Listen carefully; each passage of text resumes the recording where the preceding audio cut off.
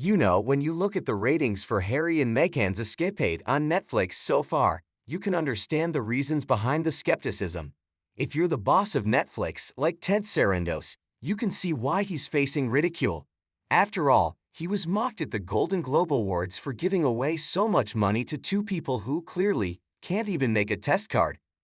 Ted has had bigger hits without all the colossal neediness and attention that Harry and Meghan demand. They require producers and a lot of effort just to deliver some kind of format. And now, apparently, we can look forward to shows like Polo and Cooking with Meghan. But honestly, who really cares about that?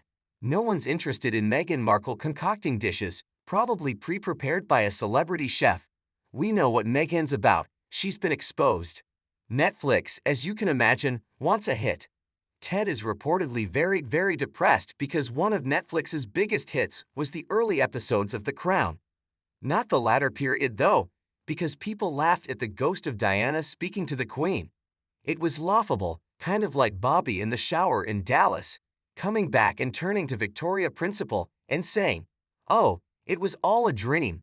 That's exactly where they lifted it from. According to a well-placed source, Meghan Markle knows that Netflix needs something like The Crown.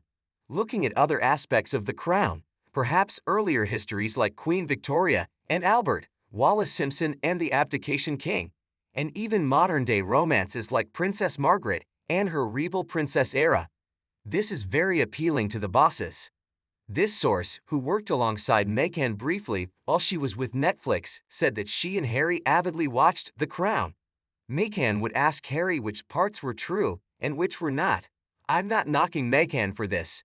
Maybe it's how she's learning about the family she married into." Interestingly, Ted, the boss, confirmed that Meghan was a big fan of The Crown. If you remember the Oprah Winfrey interview, they both admitted to being glued to it. Ted has essentially told Meghan that Netflix needs something similar.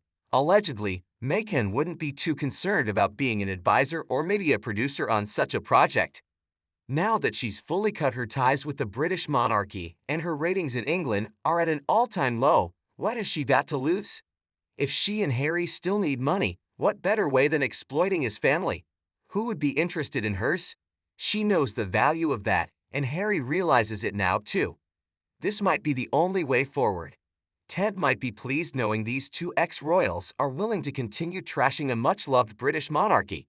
Funny how things work out, isn't it? Subscribe to our channel to stay informed about major events and trends around the world. Share your opinions in the comments and give us a like. Thank you for watching and joining us on this journey into the future.